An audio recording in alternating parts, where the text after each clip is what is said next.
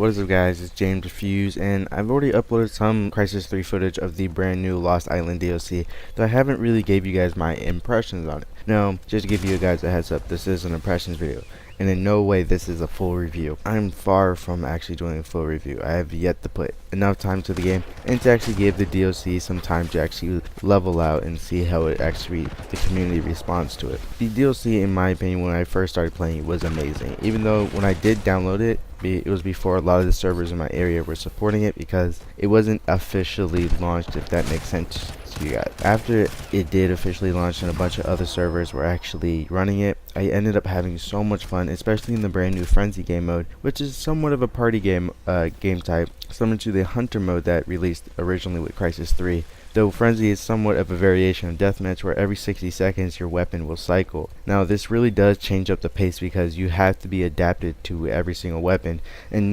know the quirks of every single one. And then with your modules and your attachments changing along with it, everything just seems different. And with the new maps and actually being able to play those game modes on the generic and vanilla maps, it really does change the pace of a lot of things, and it makes you want to think and be a little bit more strategic. And then what I noticed that game mode itself is a little bit more suited for the skilled players, though like I said in my summary of the Frenzy game mode in that video, it is perfect for the new players so they can kind of get their hands on with every single weapon and majority of the modules. Now the other game mode is by far probably going to be one of my favorite game modes to play. It might even be my favorite, and that is Possession. Now that is just a very fun and a very tactically demanding game mode because you have to protect the person that's holding the alien-esque pole for the whole amount of the game. And it's not a game mode where you have to be the highest scoring players. It's a game mode where you have to have one player who you know is going to be able to survive and not do stupid stuff with the pole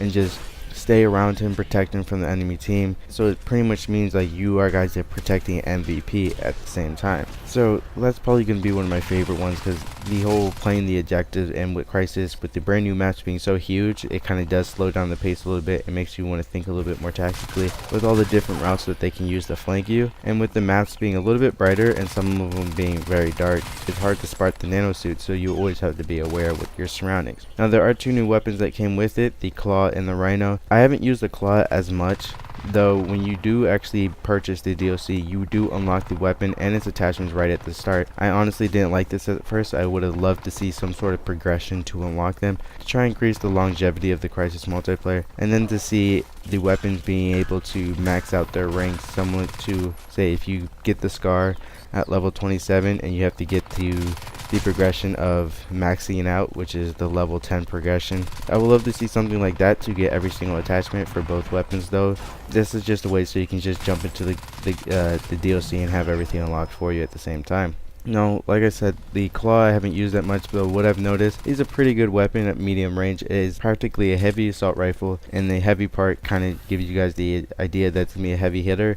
It is, and it seems to be perfect for medium range, though the kickback and the recoil you will need aim enhanced for, and with the slower rate of fire, it kind of gets beat up by the Scar in close quarters. Now the FY71 actually does beat it out at long range also, because that weapon even has a slower rate of fire, but the high accuracy that weapon has at the same time kind of helps it out. So the Claw in no way is an overpowered weapon, but it's a perfect in between.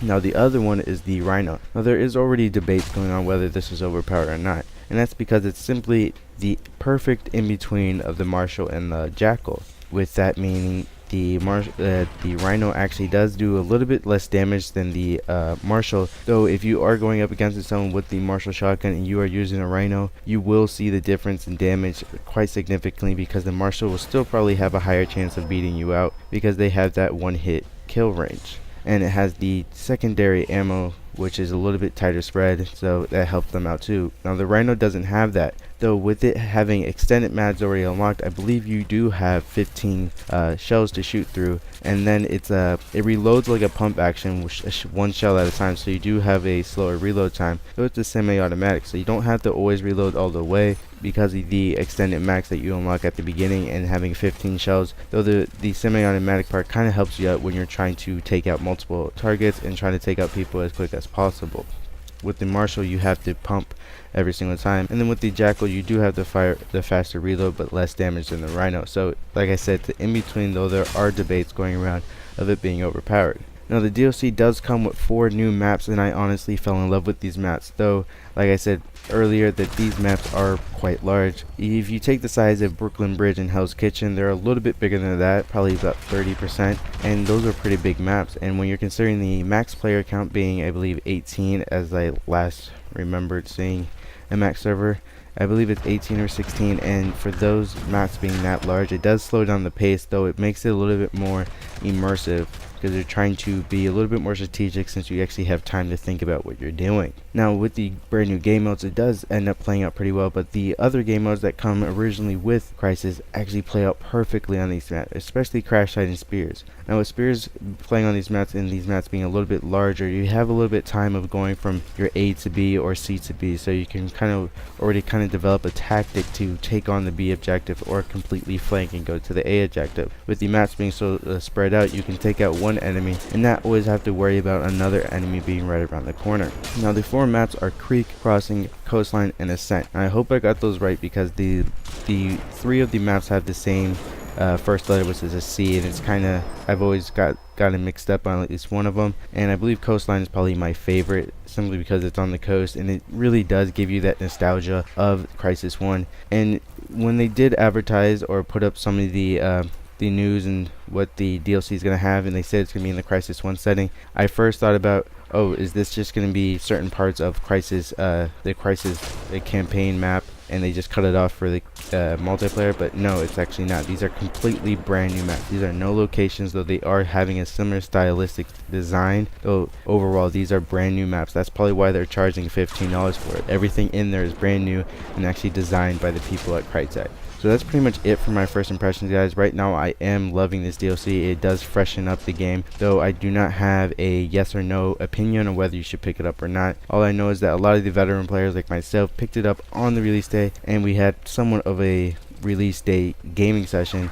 If you do know the player War Spirit, he had a 6-hour live stream just on the DLC, which was just ridiculous, and playing with him was actually a lot of fun, even though you kind of got stomped by him. So that is it for this video, guys. If you enjoyed or hated this video, leave a rating down below. Shares are always appreciated, and like always, have a good day.